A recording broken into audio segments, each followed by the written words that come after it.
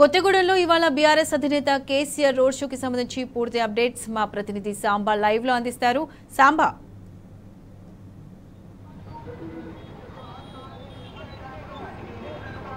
ప్రతిష్ట భద్రాద్రి కొత్తగూడెం జిల్లా అంటే ఉమ్మడి ఖమ్మం జిల్లాలో బీఆర్ఎస్ అధినేత కేసీఆర్ బస్సు యాత్ర రోడ్ షో ఇవాళ రెండో రోజు కొనసాగుతుంది. ప్రస్తుతం ఖమ్మంలో ఆయన రెడీ అయి ఉన్నారు.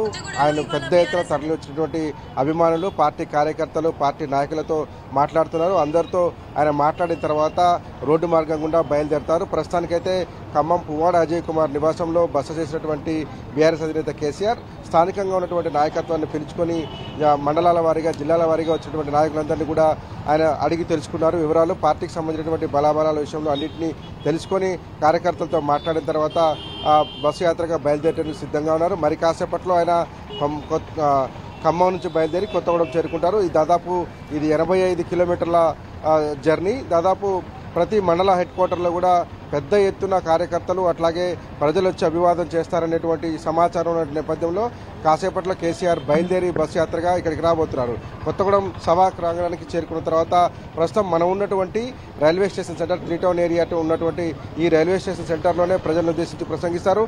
మొత్తం ఇదంతా భద్రాచలంకి వెళ్లేటువంటి ప్రధానమైనటువంటి రహదారి. ఈ మార్గంలోనే పెద్ద ఎత్తున జన సమీకరణ జరగబోతోంది. వివిధ ప్రాంతాల నుంచి అటు టేకులపల్లి కావచ్చు, పాల్వంచ, పినపాక, భద్రాచలం సంబంధించినటువంటి కార్యకర్తలు, నాయకులందరూ కూడా వచ్చి ఈ ప్రాంతంలో ఇదే రోడ్డు మీద కేసీఆర్ సభ నిర్వహించబోతున్నారు. దాంతోపాటు కొత్తగూడెం టౌన్ నుంచి కూడా చాలా పెద్ద ఎత్తున జనం తరలి వచ్చేటువంటి ఆస్కారం ఉంటుంది. కొత్తగూడెంకి పరిసర ప్రాంతాల్లో ఉన్నటువంటి లక్ష్మీదేవిపల్లి, చుంచుపల్లి, సుజాత నగర్ మండలాలతో పాటు టేకులపల్లి అట్లాగే ములకలపల్లి మండలాల నుంచి కూడా పెద్ద ఎత్తున కార్యకర్తలు వస్తారనేటువంటి సమాచారం ఉంది. ఇప్పటికే ఆయా ప్రాంతాల్లో ఉన్నటువంటి నాయకత్వం జిల్లా పార్టీకి కూడా ఒక సమాచారం ఇచ్చింది.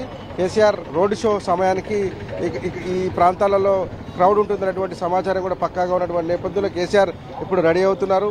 కిందికి వచ్చి కార్యకర్తలందరూ కూడా కలుస్తున్నటువంటి పరిస్థితి కనపడుతుంది. కాసేపట్లోనే ఖమ్మం నుంచి బయలుదేరి రోడ్డు మార్గం కూడా చేరుకోబోతున్నారు. ప్రతి సెంటర్లో కూడా నిన్న కనిపించినటువంటి దృశ్యాలే ఈ రోజు కూడా కనిపించేటువంటి ఆస్కారం కనపడుతుంది. ఎందుకంటే రైతాంగం పడుతున్నటువంటి సమస్యలను నిన్న కేసీఆర్ ప్రస్తావించినప్పుడు పెద్ద ఎత్తున అప్లాజ్ వచ్చింది. పెద్ద ఎత్తున ఆవేదన వ్యక్తం చేసినటువంటి రైతులు కేసీఆర్కి సంఘీభావం ప్రకటించారు. సార్, ఈ రకమైనటువంటి ఇబ్బందులు వస్తున్నాయి, రైతు బంధు ఇంకా రాలేదు, రైతు బీమా సంగతి అటకెక్కింది అనేటువంటిది చెప్పారు. అట్లాగే రుణమాఫీకి సంబంధించినటువంటి అంశాన్ని కూడా చాలా పెద్ద ఎత్తున రైతులు ప్రస్తావిస్తున్నటువంటి పరిస్థితి కనిపిస్తుంది. 2 లక్షల రుణమాఫీ చేస్తామని చెప్పారు, చేయలేదంటున్నారు.